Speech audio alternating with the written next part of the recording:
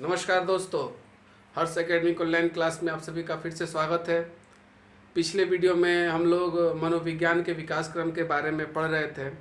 मनोविज्ञान के विकास क्रम में मैंने आपको आत्मा का विज्ञान और मन मस्तिष्क का विज्ञान हम लोग पढ़ लिए थे।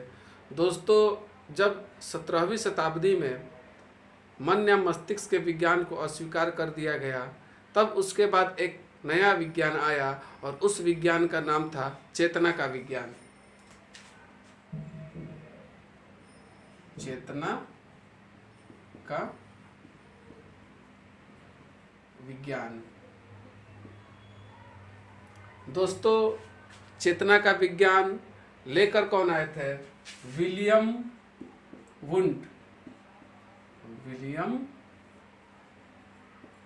वुंड दोस्तों, ये जर्मनी के निवासी थे और इनके जो समर्थक थे वह थे, उन्हीं का एक दोस्त थे विलियम जेम्स, जो अमेरिका के निवासी थे, जेम्स सली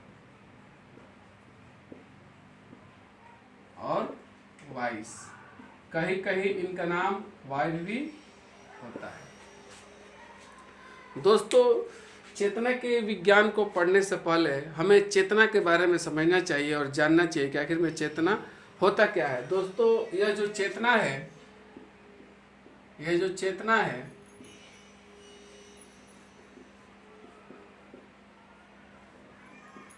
मस्तिष्क के आंतरिक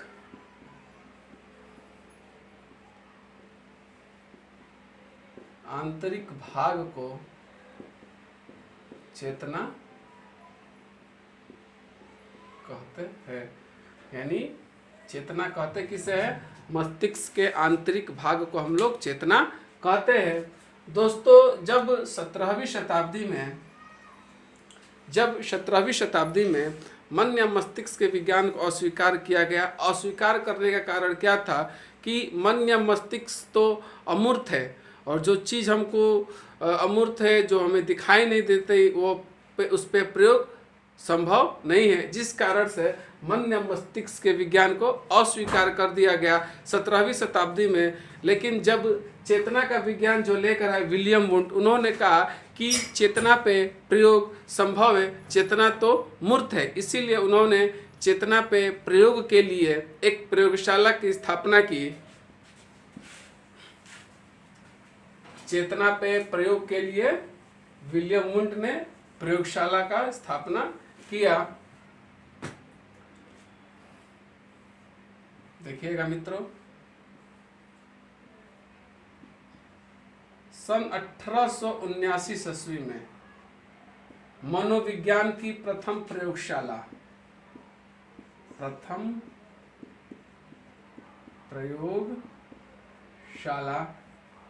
कहाँ पे? लिपजिंग विश्वविद्यालय, जिसका वर्तमान नाम कार्ल मार्क्स विश्वविद्यालय है। और ये कहाँ पे है दोस्तों? लिपजिंग नगर जर्मनी में है। यानी विलियम वुंड ने सन 1879 ईस्वी में मनोविज्ञान की प्रथम प्रयोगशाला की स्थापना की और जो प्रयोगशाला स्थापित किया वो एक्चुअली लिपजिंग विश्वविद्यालय, जिसका वर्तमान नाम कार्ल मार्क्स विश्वविद्यालय है, जो लिपजिंग नगर जर्मनी में है। और उस प्रयोगशाला में मित्रों होता क्या था? उस प्रयोगशाला में चेतना पे प्रयोग होता था। चेतना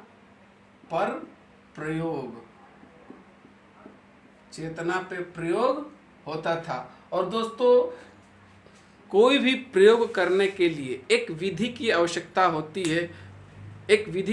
होती है और चेतना पे प्रयोग करने के लिए विलियम वुंड ने जिस विधि को चुना वो था अंतर्दृष्टि विधि।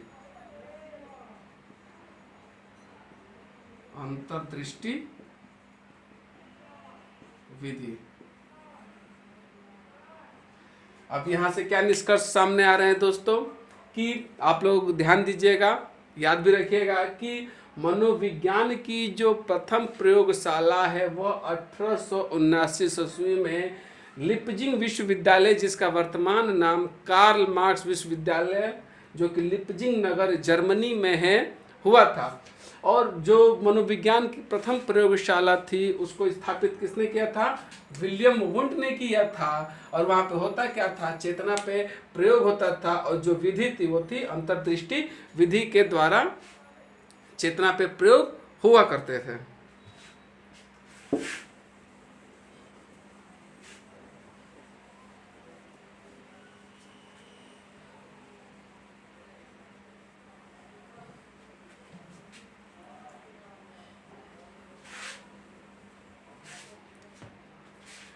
इसलिए दोस्तों आधुनिक मनोविज्ञान के जो जनक है वो उन्हें विलियम वुंट को कहा जाता है, और जो मनोविज्ञान के जनक है उन्हें अरस्तु को कहा जाता है। दोस्तों मैं आपके सामने एक क्वेश्चन पूछ रहा हूँ, आप उसका जवाब दीजिएगा कि वो कौन सा ऐसा विषय है जिसमें सर्वाधिक प्रयोग होते हैं। दोस्तों भौतिक शास्त्र यानी भौतिक शास्त्र जो है सबसे ज्यादा प्रयोग होते हैं भौतिक शास्त्र में है। और भौतिक शास्त्र दोस्तों आधारित किस पे होता है? भौतिक शास्त्र जो होता है प्रयोगों पर आधारित होता है, प्रयोगों पर आधारित होता है। और एक और विषय है दर्शन शास्त्र। दर्शन शास्त्र में दोस्तों क्या होता है? यहाँ पे होता है क्या? विचारों का प्रवाह, विचारों का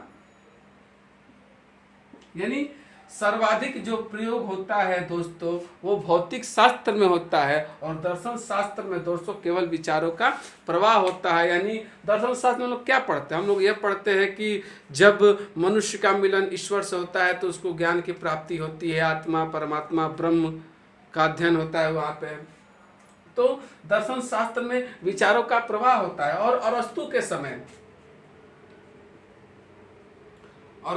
समय दोस्तों मनोविज्ञान यहीं पे तो था। अरस्तु के समय मनोविज्ञान कहाँ था?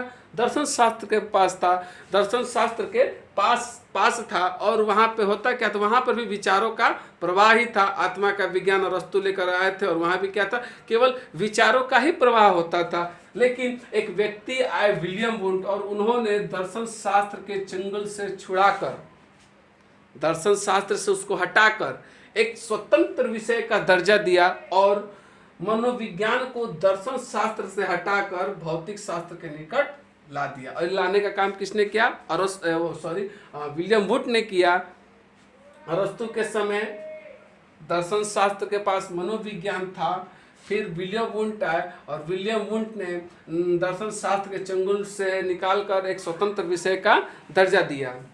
ये स्वतंत्र विषय का दर्जा दोस्तों कब दिया इन्होंने? सन 1880 ईस्वी में। सन 1880 ईस्वी में यह एक स्वतंत्र विषय बना। इसको विलियम वुंट ने लेकर आए।